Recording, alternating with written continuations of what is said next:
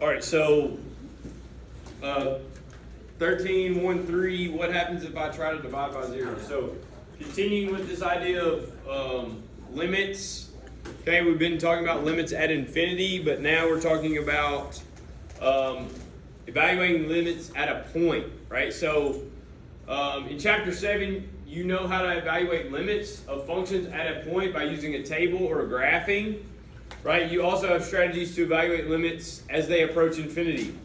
Today you will understand, use your understanding of factoring, giant ones, polynomial division, etc. to evaluate limits at a point. So after the lessons of limits to infinity, we have the two that we're working last lesson, right? And they requested to be on the same team so they can easily share their different ways of thinking. Together they are trying to algebraically solve this limit. Okay, so I'm going to write this down because we're going to work towards solving that, right? So the limit, now we're approaching a point. So as x approaches 1, right, of x minus 1 over the square root of x minus 1. Okay? So it takes us through this, right? So A says, what happens when they try to evaluate the limit by substituting x equals 1 into the expression? So the first way, when you're solving for a limit at a point, is number one, just substitute it in. Just plug in, right? So what happens if I plug in 1?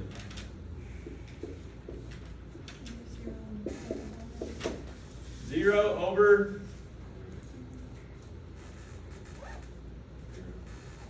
0, which we know from chapter 7 is what? Indeterminate form, right? We don't know. Indeterminate meaning I can't determine if that's the limit or not. Okay, if it has one, if it doesn't exist, etc. Okay, part B, the limit, right, is an indeterminate form, right? In mathematics, an expression is said to be indeterminate if it is not well defined, right? Okay, what other limits in indeterminate form have we encountered? So what were the other ones? Infinity over 0, so 0 to 0. Infinity over 0, and infinity over infinity. Good. Good. Okay, so those are our indeterminate forms. Okay? C. I'm going to call him Greg for short, right? Wants to factor and simplify to evaluate the limit. He wants to factor and simplify. Okay? Christiana is puzzled with this thinking once again. How can you factor that? Right? Maybe you may be asking the same thing. How can you factor that? Well, isn't the numerator a difference of squares? He replies. How can the numerator be factored, right, by thinking about x minus 1 as a difference of squares? So if we factor that, this, as a difference of squares, what would it become?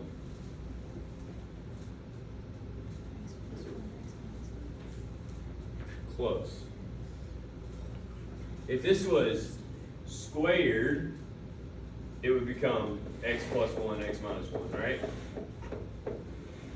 But it's not squared.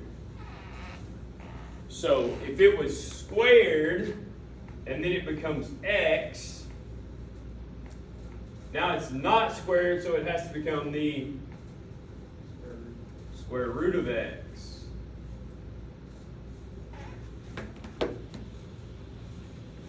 Okay? So that's doable. So we factor the top, the bottom stays square root of x, minus 1. Now what can you do?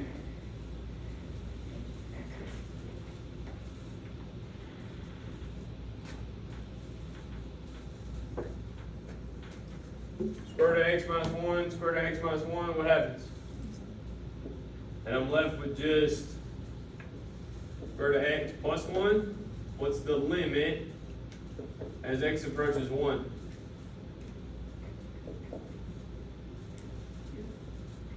2.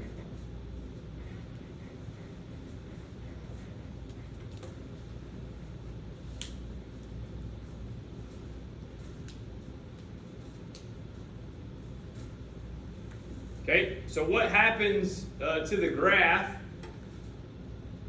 What happens to the graph at 1? Well, we know this, right? The bottom can't be 1, right? Because it becomes 0, correct? So we know if the denominator cannot be 1, it has to be one of two things. A whole or a vertical asymptote. Yep. Okay? Well, since we got it to factor out, we know it has to be a whole. Has to be a whole. So there's a whole at 1, 2. But the limit exists. Okay? So let's look at that. Right? Let's see if I can graph this on Desmos. Right? So, where's my mouse?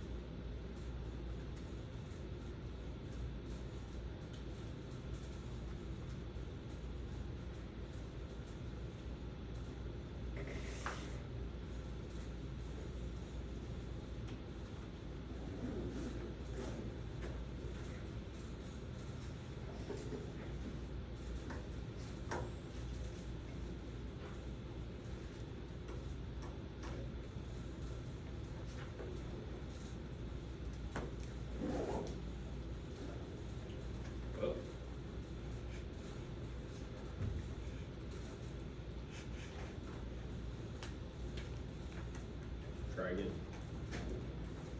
Didn't do it.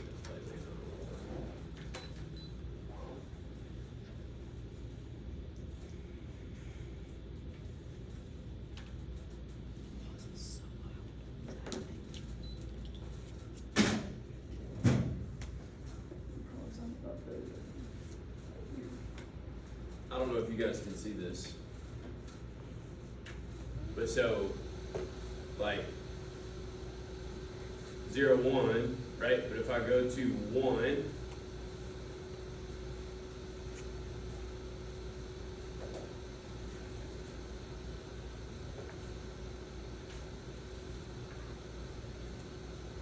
you see there's a hole. 1 is undefined, but it's obviously smooth transition. It's approaching 2 from both sides. Everybody see that? Y'all see that? I know it's hard to see from where y'all are. Okay? So, that gives us the answer to our limit, right?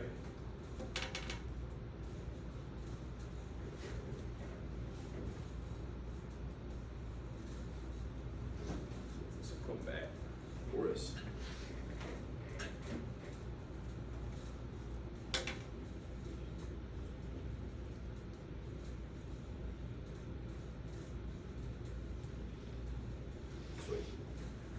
So show you that again for those of you that couldn't see, right?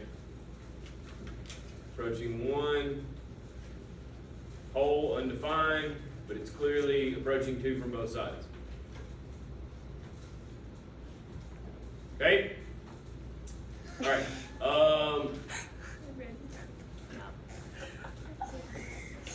Okay. 30. Okay, as you know from the previous lesson, Christiana is a huge fan of using the giant one when evaluating limits. I have one more way to evaluate this algebraically. I'm going to create a difference of squares in the denominator by multiplying the expression by the giant one. Okay, so this is this goes back to like when we did rationalizing the denominator. Okay? So you will multiply the denominator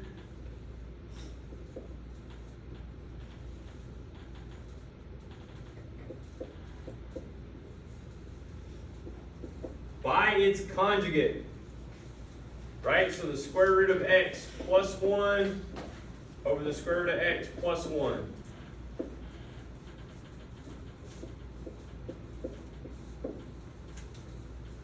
Okay? So the conjugate.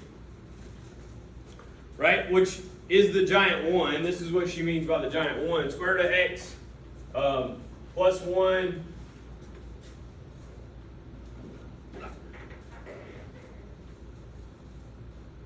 right over the square root of x plus 1 is just 1, right? It's a big 1, right? So sorry, multiply the numerator. Good. If you have not done so already, multiply the limit by the giant 1 and then simplify. Determine its value. Okay. So when we multiply here, the top, we're just going to keep the numerator the same. X minus 1, square root of x plus 1. The denominator, we're going to distribute, FOIL, whatever you call this, right? So square root of x times square root of x. X. What happens to the middle term? Cancels, right? You'll get negative square root of x, positive square root of x. So then all I have left is negative 1 times 1.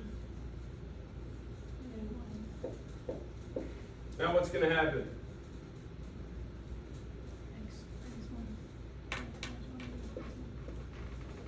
So I'm now left with the limit as x approaches 1 of square root of x plus 1, which we know is 2. So works the same. Okay? Works the same. So you could factor the top, difference of squares, or you could rationalize the denominator by multiplying by the conjugate. Okay? Good? Okay, 31. Okay, as a team, I'm not going to make you do that. It says make a list of steps or strategies, right? And there's 2 different ways to do it. Okay, you're good. Let's do this. Let's see if we can do these. So we'll start here, 32A. Oh, is it A? Yeah, A. 32A.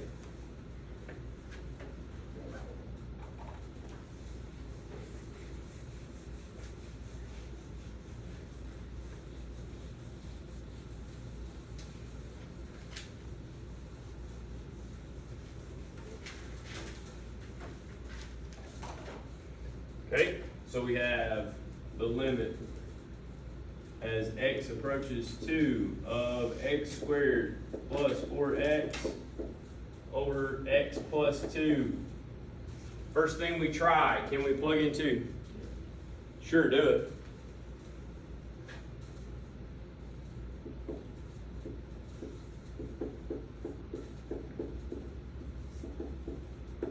We get 2 squared is plus 8 is 12 over 4. 12 over 4 is 3. Right? So if you can substitute in, do it. Okay, if you can substitute in, do it. Good? B.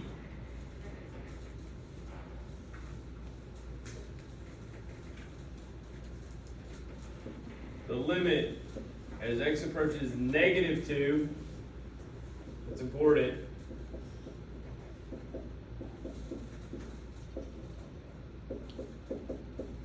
Why did I say negative 2 is important? Problem, right? Problem. If I put this in here, I'm going to get 0. That's a problem. Whole vertical asymptote, right? So what do I need to do? Factor, right? To see if I can get this. Okay? 19's prime, so I can't just GCF take something out, right? I can't greatest common factor it, right? So what do we have here? 3x and x.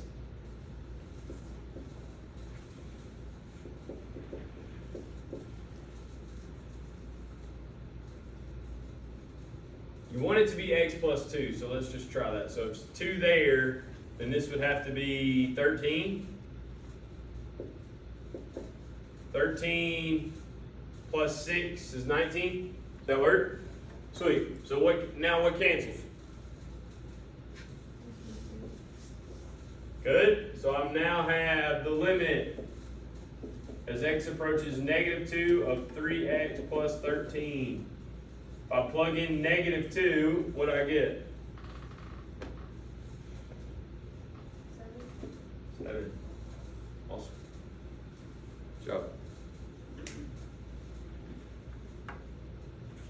7.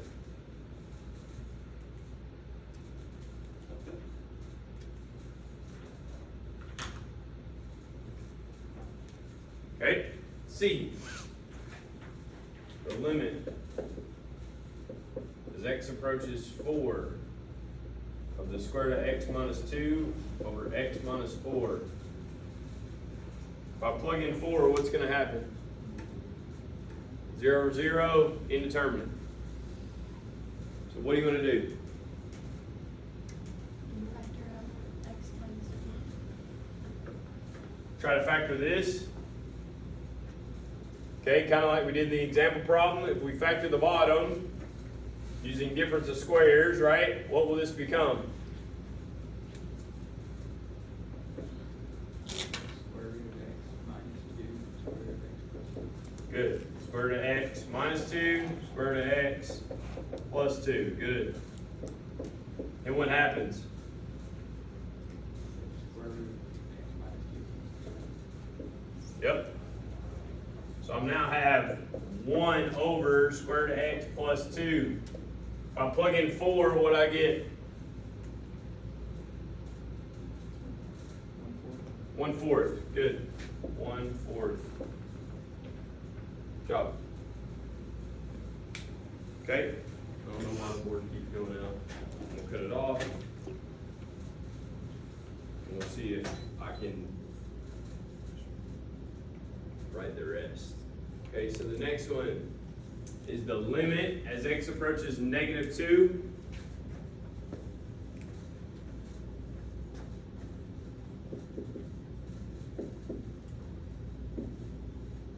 And up top you have absolute value bars, right? So it's the absolute value of x squared plus 5x plus 6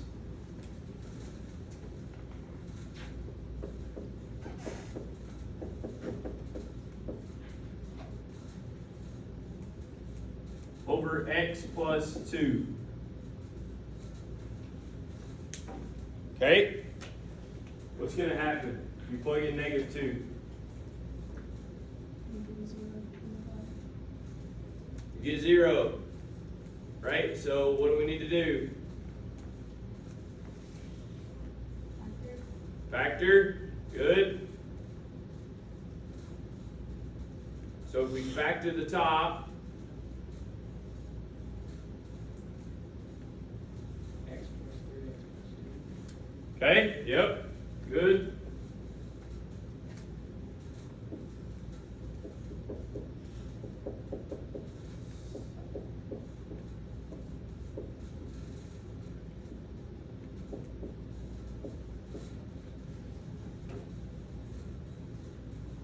What happens? Okay.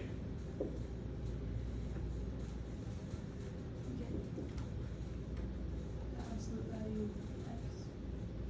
If it's absolute value, do you have to do like a negative and a positive? That's a great question. Okay, so think about a graph here.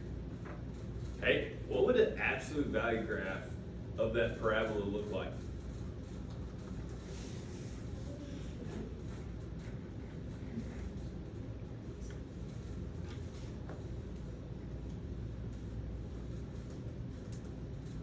Anybody know? I'm trying to type it up for you. It looks like a V, and then it has, it's up, would it be upgrade? Okay.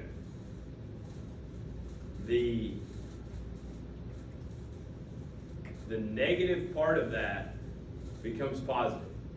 So I don't know if y'all can see this. So you see where the parabola normally goes below the x-axis? That's just the top. Okay, so that's just the absolute value part. Does that make sense? Right? I'm trying to show this since my board's not working right. Okay, so you can see what would normally go below the x-axis, the negative piece, it reflects and becomes positive. Can you see that? Okay, so, all right, so then what happens then when we divide this by,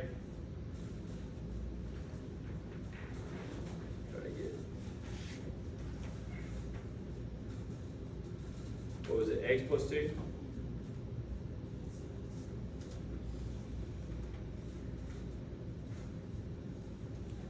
Yikes.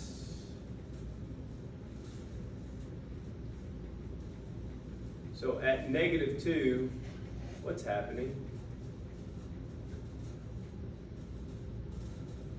What's happening? There's this crazy vertical line, right? Yes? So, even though this was algebraically was going to work, the absolute value throws it off. So it's what she's saying. Would you have to do a positive and a negative? Yes. And if you look here on your graph, right, you would have a -1. You would have a +1. Right? So what does that make this limit? Does not exist, yes. So technically, right, if it approaches two different things, which you would say, okay, -2 plus 3, but absolute value is going to tell me this is 1 or -1, which means my limit does not exist. Good, that was tough. Good job. Okay? Good. Awesome. Absolute values can be complicated. Okay, so look at the next one. It is the limit as x approaches 1. The limit as x approaches 1 of x minus 1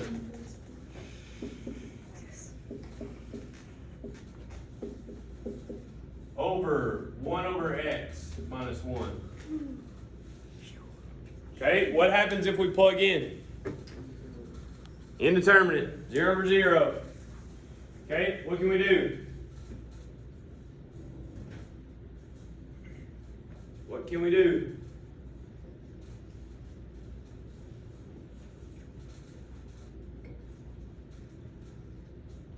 Thoughts?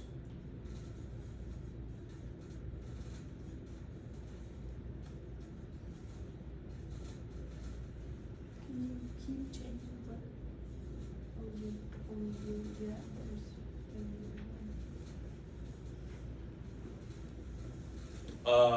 You gotta have a common denominator first. So how about we try that? So if we multiply, let's see if I can get a color here. If we multiply this by x over x, right? So we now will have x minus 1 over 1 over x minus x over x. So now this is going to become x minus 1 over 1 minus x over x. Now you can multiply by the reciprocal, right? Some of you, right, would say keep change flip. So x minus 1 over 1 times reciprocal x over 1 minus x.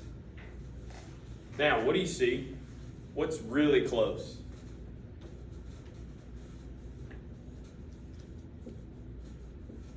close, right? Can we make them the same? Answer is yes. If we take out we factor out what down here? Negative, yep. So if we factor out a -1,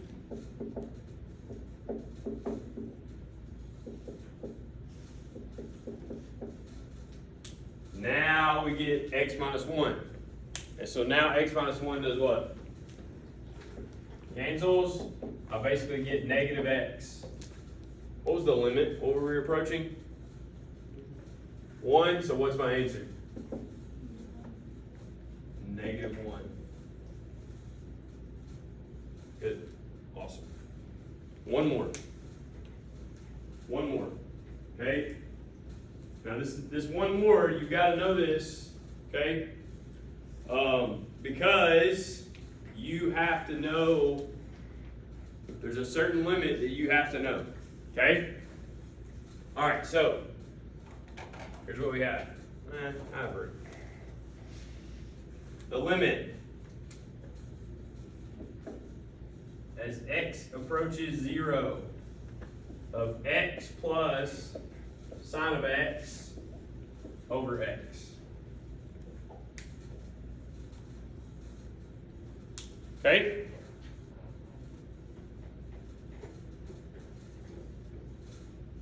What do you get if you plug in 0? Right? Yeah. Indeterminate. So it's over 0, right? So, what can you do? Well, because it's just over x, I can do this. X over x plus the sine of x over x. Well, what is this? Yeah, it's just 1. So I have the limit as x approaches 0 of 1 plus the sine of x over x. Now, we did this. We talked about this in trig as something that you have to know. It's one of those hard ones that we talked about.